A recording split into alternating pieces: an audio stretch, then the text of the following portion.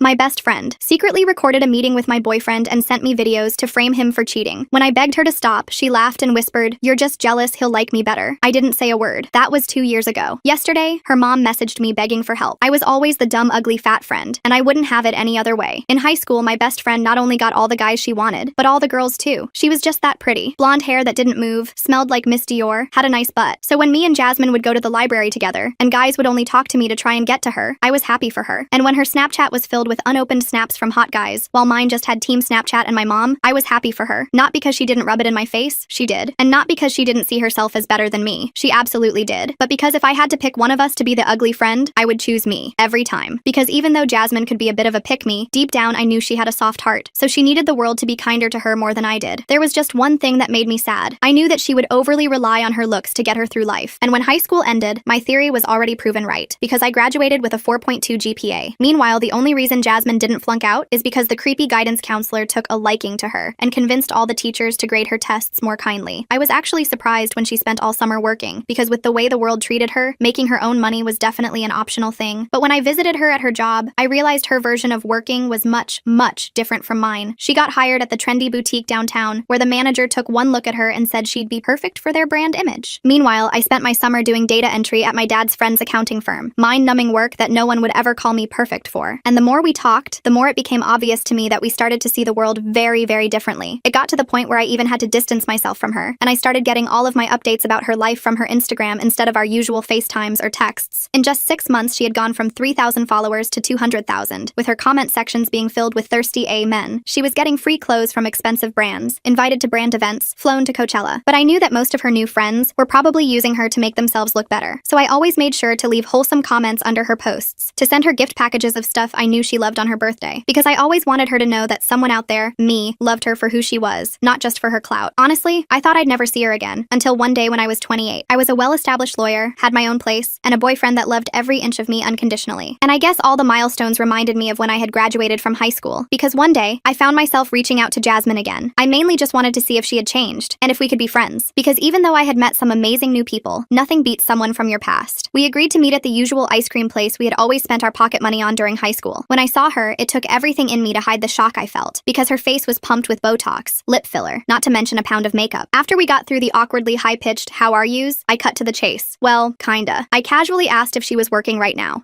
Well, you see, I was, but I just smiled, because I had an ace up my sleeve, and that ace was a job offer. I told her I was looking for a secretary, and I was willing to pay $65,000 a year, with benefits. What do I look like to you? An effing charity case? I stared at her blankly, and she threw her plastic-filled head back and cackled like it was the funniest thing known to mankind. It had been almost 10 years. There's no way she was still like this. I tried to give her the benefit of the doubt and continued. "Yeah, so you would have to start ASAP, but she interrupted. "Don't you know I'm an influencer?" She then took out her iPhone and showed me her page. She was gaining a new follower once every 4 months, and all her DMs were from 3 years ago. That's when I finally realized Jasmine wasn't some misunderstood pretty girl. She was the washed-up textbook definition of "I peaked in high school." I was about to walk away, but she stopped me. "Hey, don't be sad. With an A, that flat I would be a lawyer too." I tried to make a beeline to my car, but she literally ran in front of me and continued. "Hey, so when do I get to meet your boyfriend? Or are you scared he's gonna like me better?" "Jasmine," I interrupted, "you built your whole identity on being the hot girl. Now you're just expired goods that nobody wants. Now make like the sugar daddies that ghosted you and leave me alone." Finally, she froze in her tracks and left me alone. I didn't realize it yet, but my comments had stung Jasmine, and she wanted to use them to ruin everything I had ever worked for. 2 weeks passed, and I thought that was the end of it. I went back to my normal routine. Work was busy with a big merger case. My boyfriend Nathan and I were planning a weekend trip. Life was good. Then one morning, my phone started blowing up, text after text from coworkers. My boss called me into his office before I even got to my desk. Someone had been posting screenshots all over social media, fake conversations where I supposedly admitted to cheating on the bar exam, where I bragged about bribing professors in law school. They tagged my firm and our biggest clients. My hands were shaking as I scrolled through the posts. The account names were random, but I knew. This was Jasmine. HR scheduled an emergency meeting for that afternoon. I spent hours gathering old transcripts and emails to prove the screenshots were fake. My boss believed me, but said we needed to handle this carefully. The firm's reputation was on the line. That night, I noticed weird login attempts on my email, then my bank account. Someone was trying to get in using old passwords. Security questions about my first pet's name and my mother's maiden name, information Jasmine would know from high school. I changed every password I had, added two-factor authentication to everything, called my bank to put extra security on my accounts. Nathan helped me go through every online account I'd ever made. We stayed up until 3 a.m., making sure everything was locked down. But Jasmine wasn't done. A week later, my elderly neighbor, Mrs. Chen, knocked on my door. She mentioned my sweet friend who'd been visiting, described Jasmine perfectly, perfectly. Said she was so happy I had such caring friends who wanted to surprise me. My blood ran cold. Jasmine had been in my building, talking to my neighbors, learning my schedule. Mrs. Chen had told her everything when I left for work, when Nathan stayed over. Even mentioned I usually grabbed coffee at the place downstairs on Saturdays. I tried to explain, but Mrs. Chen just smiled and patted my hand. Said young people always had drama. The notes started showing up under my door the next day. Little pieces of paper with details only someone watching me would know. What I wore to work, what time I got home, mentions of the takeout I ordered. Nothing explicitly threatening, but the message was clear. She was watching. I installed a doorbell camera that weekend. Sure enough, caught her on video slipping a note under my door at 2 a.m. But when I tried to file a report, she claimed she was just visiting Mrs. Chen, had been invited for tea. The building didn't have rules against visiting residents. The security guard said his hands were tied. Then she got creative. Nathan started getting Instagram messages from a potential client, some woman who needed a logo designed for her new wellness brand, offered to pay double his usual rate. He almost ignored it, but the money was too good. They set up a meeting at a coffee shop downtown. I found out later she showed up in a tiny dress, kept touching his arm, leaning in close, recording everything on her phone hidden in her purse. Nathan shut it down immediately, told her he wasn't interested and mentioned me, left after 10 minutes. But that night I got videos from a blocked number, edited clips that made it sound like Nathan was flirting back, his voice saying things like, "You look amazing," and "I'd love to see you again," cut together from different parts of their short conversation. In one clip I could hear Jasmine giggling in the background, that fake high-pitched laugh I'd heard at the ice cream shop. Nathan was furious when I showed him. We sat down and watched the full recording he'd made on his phone for his records. The edits were so obvious when you saw the real conversation, but if you only saw her version, it looked bad. We decided to handle this together. No police, no lawyers yet, just us against her. Maybe that was stupid, but I still remembered the girl who used to share her lunch with me when I forgot mine. The girl who held my hair back at parties. Some part of me hoped she'd stop on her own. I was wrong. The next attack came at my career. A formal complaint filed with the State Bar Association, anonymous of course, claiming I practiced law while hammered, that I'd been stealing from client trust accounts. Serious allegations that triggered an automatic investigation. I had to hire my own lawyer, spent thousands of dollars I'd been saving for a house down payment, submitted months of documentation, bank records, timesheets, everything to prove my innocence. My firm stood by me, but I could see the doubt in some people's eyes. While I dealt with that mess, Jasmine worked on our old high school friends, started a group chat about planning a reunion, slowly dropped hints about how I'd bullied her back then, how I'd stolen her boyfriend junior year. Complete lies, but told with just enough real details to seem believable. Some people remembered things differently, but others started posting about it. How they always thought I was jealous of her, how I probably still was. My phone lit up with messages from people I hadn't talked to in years, calling me a bully, saying they'd seen my true colors. I wanted to scream. She was rewriting history and some people were buying it. That's when I decided to fight back with the truth. I dug out my old yearbooks and photos, found a video from senior year where Jasmine was openly mocking my weight in front of everyone, another where she joked about my clothes being from Goodwill, posted them in the group chat without comment. The tide turned fast. Other people started sharing their own stories, how Jasmine had spread rumors about them, how she'd stolen boyfriends and turned friends against each other. Her lies unraveled as people compared notes. She left the group chat, but the damage to her story was done. But she had one more card to play. During a huge client presentation at my firm, she showed up, dressed professionally this time, told reception she had an appointment with me, an urgent legal matter. They called up to the conference room. I had to step out in the middle of presenting to a Fortune 500 company. She was in the lobby making a scene, claiming I owed her money, that I'd stolen thousands from her. Security tried to escort her out, but she got louder. My boss and several partners witnessed the whole thing. Even though they didn't believe her, I could see their patience wearing thin. After she finally left, my boss pulled me aside. He said he understood this wasn't my fault, but the firm had a reputation to protect. If this continued affecting our work, we'd need to have a different conversation. That night, I sat at my kitchen table surrounded by papers. Every note she'd left, screenshots of every fake post, recordings and videos, building my case. Nathan helped me organize everything chronologically. We created a timeline showing the escalation, from the ice cream shop to now. I started checking her social media more carefully. Her Instagram still showed the glamorous life, but I noticed things. The same outfits repeated in different posts. Fancy restaurant photos that were months old reposted as new. Designer items appearing on resale sites with her username. Then I found her car. Not from stalking, but because Mrs. Chen mentioned seeing her friend sleeping in a Honda Civic in the visitor parking. I checked and sure enough, there was Jasmine's car, stuffed with clothes and blankets. She'd been living in it, using our building's visitor spots to park overnight. The gym across the street had a deal where you could shower for a day pass. I saw her going in every morning with a bag. The girl who used to brag about her apartment in the trendy part of town was homeless. Part of me felt bad. Most of me was just tired. This had to end. But I knew it would get worse before it got better, and I was right. The Facebook message from Jasmine's mom came on a Tuesday afternoon while I was reviewing quarterly reports. My phone buzzed with the notification, and I almost deleted it without a second thought, assuming it was another fake account trying to sell me cryptocurrency or miracle weight loss supplements. But something about the profile picture made me pause. It was a real photo of Sandra Martinez, looking older than I remembered, but unmistakably her. The same warm eyes, the same gentle smile that used to greet me when I'd spend afternoons at their house in high school. I clicked through to her profile. Real photos going back years, family barbecues, holiday gatherings, birthday parties. Mutual friends from my hometown popped up like ghosts from the past. People I hadn't thought about in years, but who were apparently still connected in that strange Facebook way. My finger hovered over the accept button for a moment before I clicked it. Her message was long and desperate, the kind that makes your stomach drop before you've even finished reading it. She hadn't heard from Jasmine in months, not since their last phone call that had ended in shouting and tears. During that call, Jasmine had claimed she was running a successful marketing agency, describing clients and campaigns with the kind of specific detail that made lies sound like truth. She'd painted a picture of a penthouse apartment with floor-to-ceiling windows overlooking the city, complete with a doorman and a private gym. She'd gushed about dating some tech entrepreneur named Marcus, who was about to sell his startup for millions. All elaborate lies her family had believed until her sister Angela stumbled across the eviction notice while doing research for a completely unrelated work project. Public record from 3 months ago, filed in municipal court, listing Jasmine Martinez as the defendant. I agreed to meet Sandra at a Starbucks near my office the following day. I arrived early, ordering a black coffee and finding a corner table where we could talk privately. Sandra walked in looking exhausted, as if she'd been carrying the weight of this situation for far too long. She'd aged 20 years since I'd last seen her at high school graduation, when she'd hugged me and told me to keep in touch with Jasmine in college. Her hair, once perfectly styled, was now streaked with gray and pulled back in a simple ponytail. The designer handbag she'd always carried had been replaced with a worn canvas tote. She sat down heavily and immediately pulled out her phone, her hands shaking slightly as she scrolled through screenshots. Jasmine had been asking everyone for money, each request carefully crafted for maximum emotional impact. Her cousin Carrie had given her $2,000 for an emergency medical procedure, complete with fake hospital bills and doctor's notes that Jasmine had somehow fabricated. Her aunt had paid $800 for car repairs on a vehicle that had already been repossessed 2 months earlier. An uncle had covered her phone bill for 6 months, believing she needed it for her thriving business. But the worst part, Sandra said with tears forming in her eyes, was what she'd done to her sister. Angela had a good heart, always had, and when Jasmine showed up at her door claiming she'd been wrongfully evicted, Angela didn't hesitate. She'd set up the guest room, bought extra groceries, even lent Jasmine professional clothes for job interviews that never seemed to happen. 2 weeks later, Angela came home early from a canceled meeting to find Jasmine going through her jewelry box. Her grandmother's pearl necklace was already in Jasmine's purse, along with several other pieces. Her credit cards had been maxed out on designer goods and cash advances. Jasmine had even tried to take out a personal loan in Angela's name, using information she'd stolen from tax documents in the home office. When confronted, Jasmine hadn't shown an ounce of remorse. Instead, she'd turned vicious, threatening to tell Angela's husband about an affair that never happened. She claimed she had proof, text messages, photos, even a video. All fake, of course, but Angela's marriage was already strained from work stress, and the threat was enough to terrify her. Angela kicked her out that night but was still dealing with the identity theft, spending hours on the phone with credit agencies and filing police reports that probably wouldn't go anywhere. Sandra asked if I knew where Jasmine was staying, her voice barely above a whisper. I told her about the car in my visitor parking, how I'd seen her there multiple times, sometimes in the early morning, sometimes late at night. Sandra started crying then, real tears that she didn't try to hide. She said they'd tried everything over the years. Interventions with the whole family present, therapy sessions that Jasmine would attend once or twice before declaring the therapist incompetent, even offering to pay for inpatient rehab, though Jasmine insisted she didn't have a substance problem, just a money problem, a respect problem, and everyone else was against her problem. I pulled out my laptop and showed her my documentation. The fake Instagram posts with my photos twisted into her narrative, the harassment that had escalated from annoying to frightening, the bar complaint that could have destroyed my career. Sandra's face went white as she scrolled through it all. She said this wasn't the first time, not even close. Jasmine had done this to 3 other friends who'd tried to help over the years, each situation following a disturbingly similar pattern. There was Amy from college, a sweet girl who'd been Jasmine's roommate freshman year. She'd gotten Jasmine a job at the marketing firm where she worked, vouching for her despite Jasmine having no real experience. Jasmine had lasted exactly 2 weeks before getting fired for stealing client information and trying to poach accounts for a non-existent competing agency. Then she'd spent months harassing Amy online, creating fake profiles to comment on Amy's work achievements with lies about her being a backstabber. She'd called Amy's new employer claiming Amy had stolen from their company, posted in alumni groups that Amy had sabotaged her career out of jealousy. Another friend, Danielle, had made the mistake of letting Jasmine plan her wedding. Jasmine had presented herself as an experienced event coordinator, showing a portfolio that was entirely stolen from real wedding planners' websites. She'd pocketed thousands in deposits from vendors, telling each one a different story about why the payments were delayed. When everything fell through a month before the wedding, Jasmine had blamed Danielle, posting everywhere that Danielle was a bridezilla who'd ruined their friendship over flower arrangements and seating charts. The wedding almost got canceled entirely because vendors were threatening to sue, and Danielle's future in-laws thought she was either incompetent or a scammer herself. The pattern was always the same, Sandra explained. Jasmine would seem desperate for help, posting just enough vulnerability to trigger people's compassion. Someone would reach out, remembering the fun, charismatic girl she used to be. She'd take advantage of every kindness, pushing boundaries until she'd extracted everything she could. Then, when called out, she'd burn everything down with such spectacular vindictiveness that most people just wanted to forget it ever happened. But this situation with me was the worst Sandra had seen. The most sustained attack, the most elaborate lies, the most potential for real damage. She gave me contact information for Amy and Danielle, along with another woman named Becca, who'd employed Jasmine briefly as a social media manager. All 3 women had agreed to talk if I needed them to testify or provide evidence. Then Sandra asked a favor that I could see pained her to voice. Would I consider not pressing charges if Jasmine got help? Real help this time, not the performative therapy sessions she'd attended before. I said I'd think about it, but we both knew the truth. Jasmine wouldn't accept help until she had absolutely no other choice, until every avenue for manipulation had been closed off. That night, I called Amy first. She answered on the second ring, and when I explained who I was and why I was calling, she let out a long sigh. "I've been waiting for this call for 2 years," she said. Her story was eerily similar to mine, but with professional consequences I'd barely avoided. The fake evidence Jasmine had created was sophisticated. Doctored emails, manipulated timestamps, even a voice recording that sounded like Amy admitting to embezzlement. Amy had lost her job and spent 4 months unemployed while trying to clear her name. She'd had to hire a digital forensics expert to prove the evidence was fake, draining her savings in the process. Danielle's story was somehow worse. The wedding chaos had nearly ended her marriage before it began. Her husband had started to doubt her judgment, wondering how she could have trusted someone so obviously unstable. They'd spent their honeymoon money on legal fees and vendor settlements, but the worst part was the social fallout. Jasmine had contacted every guest with stories about Danielle being a monster who'd destroyed their friendship. Some people believed it. Danielle had lost friendships that went back to childhood, all because she'd tried to help someone who seemed to be struggling. Both women had eventually gotten restraining orders, but Jasmine always found ways around them. New social media accounts would pop up like weeds. She'd recruit strangers online to be her flying monkeys, people who believed her victim narrative and would harass her targets on her behalf. She'd show up at places just outside the restricted distance, technically not violating the order but making her presence known. They'd given up and moved on, but both warned me she wouldn't stop until forced. I decided to file for a restraining order the next morning. Nathan helped me organize everything, creating a comprehensive timeline with supporting evidence for each incident. We printed every piece of digital harassment, made copies of the security videos, got written statements from Mrs. Chen about the unwanted visits. My boss, who'd been incredibly supportive throughout this ordeal, wrote a detailed letter about the disruption at work and the potential damage to our company's reputation. We even got the building security footage of her leaving notes, slipping them under my door at 3 a.m. like some kind of deranged fairy tale villain. The court date was set for 3 weeks out. Jasmine would be served with papers and have a chance to respond. I knew she'd show up. She couldn't resist a chance to play victim in front of an audience, especially one with legal authority. But she didn't wait for court to escalate things. 2 days after being served, she launched a sophisticated campaign that showed just how calculated her chaos could be. She started a GoFundMe with a masterfully crafted sob story. According to her version, she was a successful entrepreneur who'd been targeted by a jealous former friend trying to destroy her life. She claimed I'd hacked her social media accounts, stolen her business ideas, and was now using the legal system to silence her. She posted old photos from her influencer days as recent, making it look like she was still living that lifestyle. Said she needed money for a lawyer to fight the false allegations and to rebuild her business that I'd supposedly destroyed. The page was full of lies, but crafted with the skill of someone who'd been manipulating reality for years. She mixed in just enough truth. Yes, we'd been friends. Yes, I was a lawyer, to seem credible to strangers. She raised $300 in the first day, but I had learned from the best. Her. I contacted GoFundMe with my documentation, showing the restraining order paperwork and evidence of harassment. They investigated quickly and took down the page within 48 hours, but new fundraisers kept popping up on different platforms, each with slightly different details to avoid detection. Then she targeted Nathan's business directly with a coordinated attack. She left reviews on every possible site, Google, Yelp, industry-specific platforms I didn't even know existed. Each review was slightly different, but told the same basic lie, that he'd scammed her, taken a large deposit for design work, and never delivered. Some reviews claimed he'd been unprofessional during their meeting. Others said he'd made inappropriate comments. One particularly creative review alleged he'd stolen her design ideas and sold them to competitors. All 1-star ratings, all posted within a 48-hour period, creating an avalanche of negativity that pushed his legitimate reviews down. Nathan spent entire days disputing each one, providing evidence that she'd never actually hired him, that their meeting had lasted 10 minutes, that no money had ever changed hands. Some sites removed the reviews after investigating, but others didn't have robust verification systems. His overall rating dropped from 4.9 stars to 3.2. Real clients started asking questions. One potential client canceled a meeting, explicitly citing the reviews as the reason. I wanted to confront her, to scream at her about the damage she was causing to innocent people, but my lawyer was firm. No contact whatsoever. Document everything but don't engage. Let the legal system handle it. So I bit my tongue until it bled and kept building my case. A week before court, things got weird in a way that showed just how creative Jasmine could be in her harassment. I started getting food deliveries I didn't order. Pizza at midnight when I was trying to sleep. Chinese food at 6 a.m. when I was getting ready for work. Always from different restaurants. Always with instructions that it was prepaid as a gift from Jessica. The delivery drivers were understandably annoyed when I refused to accept the food, some getting aggressive when I tried to explain it was harassment. One driver got particularly angry, insisting I was trying to scam free food since the order notes said it was already paid for. Then service people started showing up. Plumbers claiming I had an emergency leak that was flooding the apartment below. Electricians saying I'd reported sparking outlets that could cause a fire. Appliance repair people insisting my refrigerator was leaking coolant. All fake calls from burner phones, all using slightly different versions of my name and apartment number, all disrupting my work from home days and making me look unstable to my neighbors. The building manager, who'd been patient at first, was getting increasingly frustrated. He threatened to fine me for the false alarms and mentioned that repeated disruptions could be grounds for lease termination. She was trying to get me evicted through sheer persistence. Death by 1,000 cuts. Make my life so chaotic chaotic, so exhausting, that I dropped the restraining order just for peace. Nathan started staying over more to help deal with the chaos. We developed a system, taking shifts working while the other handled whatever disaster showed up at the door. I was exhausted, running on 3 hours of sleep most nights, but I was also more determined than ever. She'd picked the wrong person to mess with. 3 days before court, I was reviewing my files when I noticed something that made everything click into place. In one of her fake GoFundMe pages, she'd posted a sob story about losing her apartment because of my harassment campaign, but the dates didn't match up. According to her story, I'd gotten her evicted last month, but I'd found the actual eviction notice online, and she'd been evicted 3 months before we'd even met at the ice cream shop. I dug deeper into public records, spending hours on courthouse websites and legal databases, found court records that painted a picture of financial destruction going back years. She'd been evicted for non-payment, owing 6 months of rent plus late fees and legal costs. The landlord had sued and won a judgment for over $8,000. She'd never paid a penny of it. There were other cases too. Credit card companies seeking judgments for maxed out cards, a car loan default that resulted in repossession, even a judgment from a former roommate for unpaid utilities and damaged property. Jasmine wasn't just broke. She was drowning in debt that went back to her influencer days. The lifestyle she'd portrayed had been funded entirely by credit cards and personal loans, a house of cards that had collapsed years ago. When that dried up, she'd turned to friends and family, burning through relationships like they were renewable resources. When they finally cut her off, she'd gotten desperate enough to target acquaintances, former friends, anyone who showed a hint of sympathy. I wasn't special. I was just the latest target, chosen because I had the most to lose and had shown kindness at a vulnerable moment. Court day arrived gray and drizzly, matching my mood perfectly. I wore my best suit, the one I saved for important client presentations, wanting to project professionalism and credibility. Nathan came for moral support, along with my boss who'd volunteered to testify about the work disruption. My lawyer, a sharp woman named Patricia, who specialized in harassment cases, said we had one of the strongest cases she'd seen. The evidence was overwhelming and meticulously documented. Jasmine showed up 20 minutes late, looking like she'd slept in her car, which she probably had. Her hair was unwashed and tangled, pulled back in a messy bun that looked nothing like the carefully styled updos from her Instagram days. Her clothes were wrinkled, a cheap polyester blazer over jeans that had seen better days. No makeup, no jewelry, no trace of the polished image she'd tried so hard to maintain. She was representing herself, either unable to afford a lawyer or unable to find one willing to take her case. The judge was a no-nonsense woman named Judge Chen, no relation to my neighbor, but the coincidence made me smile despite my nerves. She reviewed the evidence methodically, occasionally asking for clarification, but mostly letting the documentation speak for itself. The fake posts, the security videos, the notes, the bar complaint, the business reviews, the service calls, each piece building a clear picture of escalating harassment. When it was Jasmine's turn, she stood up shakily, gripping the table for support. She started rambling about how we'd been best friends since freshman year, how I'd abandoned her when she needed me most. Her voice grew stronger as she warmed to her theme, describing how I'd always been jealous of her success, how I'd wanted what she had. She pulled out a folder of printed screenshots from her old Instagram, trying to show the judge how famous she'd been, how many followers she'd had, how I was trying to steal her life and her identity. The judge cut her off with a raised hand, asked for specific evidence of harassment from me. Jasmine fumbled through her papers, finally pulling out screenshots of our text conversation from the ice cream shop. She pointed triumphantly to where I'd called her expired goods, saying this proved I was the aggressor, that I'd been cruel and abusive from the start. My lawyer calmly pointed out that this comment came after Jasmine had insulted my appearance, called me pathetic, and threatened my relationship. That mean words in response to harassment weren't illegal, especially in a private conversation where I was defending myself. The judge agreed, noting that the text showed I'd tried to end the conversation multiple times while Jasmine continued to escalate. Jasmine got more frantic then, her carefully constructed victim narrative crumbling. She started yelling about how I owed her, how she'd made me popular in high school when no one else would talk to me, how I wouldn't be successful without her influence, her guidance, her friendship, how real friends share everything and I was selfish for not helping her when she'd given me so much. The entitlement in her voice was staggering, as if my entire life was somehow owed to her because she'd been nice to me as a teenager. The judge had heard enough. She granted the restraining order with conditions that were stricter than I'd hoped for. 2 years of absolutely no contact, including no third-party contact. She had to stay 500 feet away from my home and workplace. No social media contact or posts about me, even indirect ones. Any violation would result in immediate criminal charges. The judge's voice was firm as she explained that harassment was a serious crime and that the evidence showed a clear pattern of escalating behavior that posed a genuine threat. Jasmine lost it completely. She screamed that I was ruining her life, that I'd regret this, that she'd make sure everyone knew what kind of person I really was. Security guards moved toward her, but she wasn't done. She turned to me directly, her face contorted with rage, and yelled that I owed her half of everything I had, that she'd made me who I was, that ugly girls like me should be grateful for friends like her, that I was nothing without her influence. The judge added a criminal harassment charge right there in the courtroom, her face stern. She ordered Jasmine to undergo a comprehensive mental health evaluation and set a criminal court date for the following month. Jasmine was still screaming as security escorted her out, something about deserving better and how the world was against her, how everyone would see the truth eventually. My hands were shaking as we left the courthouse. Nathan held me close while my boss said I'd handled everything with grace and professionalism. My lawyer said the criminal charges would likely result in probation and mandatory therapy, possibly anger management classes as well. Maybe this would finally get Jasmine the help she clearly needed. The next few weeks were blissfully quiet. quiet. No fake deliveries, no service calls, no notes under my door. I could finally breathe without wondering what chaos would come next. Work went back to normal, and I threw myself into my projects with renewed energy. My boss mentioned he was impressed by how I'd handled the situation, maintaining professionalism despite the personal stress. He even hinted at a promotion coming up, saying the company valued employees who could handle challenges with such maturity. Nathan's business recovered once the fake reviews were removed, and his real clients rallied to post positive reviews in response. He even got a new client who'd been impressed by his professional response to the situation, saying it showed integrity. We started looking at apartments together, ready to build a future without the shadow of Jasmine's chaos hanging over us. I heard updates through Sandra, who texted me occasionally. Jasmine had been convicted of harassment and cyberstalking. The judge gave her 2 years probation with strict conditions, mandatory therapy twice a week, anger management classes, and community service. She also had to pay restitution for my legal fees, though Sandra admitted she didn't know how Jasmine would manage that given her financial situation. She was living with her parents in their basement, working at a department store in the mall where we used to hang out as teenagers. It was the first real job she'd had in years. Sandra said the therapy seemed to be helping, slowly. Jasmine was finally admitting to some of her behavior, though she still had a long way to go in terms of taking full responsibility. The therapist was working on her narcissistic tendencies and her inability to maintain healthy relationships. She'd even written apology letters to Amy and Danielle as part of her therapy, though her therapist advised against sending them yet. She needed to be further along in treatment before attempting to make amends. I asked if she'd written one to me. Sandra said yes, but she understood if I never wanted to see it. The therapist had Jasmine write letters to all the people she'd hurt, not necessarily to send, but as an exercise in acknowledging the damage she'd caused. I said maybe someday I'd be ready to read it. Not now, probably not for a long time, but maybe eventually when more time had passed and the wounds weren't so fresh. 6 months later, I was packing up my apartment for the move to the condo Nathan and I had bought together. It was in a different neighborhood, a fresh start away from all the memories and associations. As I wrapped picture frames in bubble wrap, I found an old photo of me and Jasmine from sophomore year. We were at the beach during spring break, sunburned and laughing, arms around each other like the best friends we thought we'd always be, before the followers and the filters, before she decided that image was more important than authenticity, that being pretty and popular was worth any cost. I almost threw it away but decided to keep it. Not out of nostalgia, but as a reminder of how people can change, how friendship can become toxic, how success isn't about what others think of you, but who you choose to be when no one's watching. Mrs. Chen helped us move, bringing homemade cookies and fussing over how we were packing the fragile items. She said she missed having young people around, that the building had been too quiet lately. I asked if she'd seen Jasmine recently. She said no, that friend had stopped visiting months ago, right after the restraining order was granted. Then she patted my hand with her soft, wrinkled one, and said sometimes people need to fall all the way down before they can learn to stand on their own. That helping someone who refuses to help themselves isn't kindness, it's enabling. The last update I heard, Jasmine was still in therapy and working retail. Her Instagram had been deleted as part of her probation. Her family said she was making progress, but it was slow, taking it one day at a time. She'd had setbacks, moments where the old patterns tried to resurface, but the structure of probation and mandatory therapy was keeping her accountable. I hoped it was true. Despite everything she'd put me through, I wanted her to find peace, to become a person who could have genuine relationships without exploitation. But I also knew my peace came from walking away, from refusing to enable her delusions or accept her abuse, from choosing my own worth over her need to tear others down to build herself up, from recognizing that friendship shouldn't come with a price tag, emotional or otherwise. Some friendships are meant to last forever, growing and evolving as we do. Others teach us valuable lessons about boundaries, self-respect, and the difference between helping and enabling. Jasmine taught me both lessons, first as the friend who accepted me when no one else would, then as the cautionary tale of what happens when image becomes more important than integrity. And for that education, in a strange and painful way, I was grateful. Life settled into a new normal after that. Nathan and I got comfortable in our condo. Work was going great. I even got that promotion my boss had hinted at, senior associate with a corner office and everything. The raise meant we could finally start saving for a real vacation, not just weekend trips to nearby cities. But you know how life is. Just when you think the drama is over, it finds a way back. It started small. A friend request on LinkedIn from someone named J.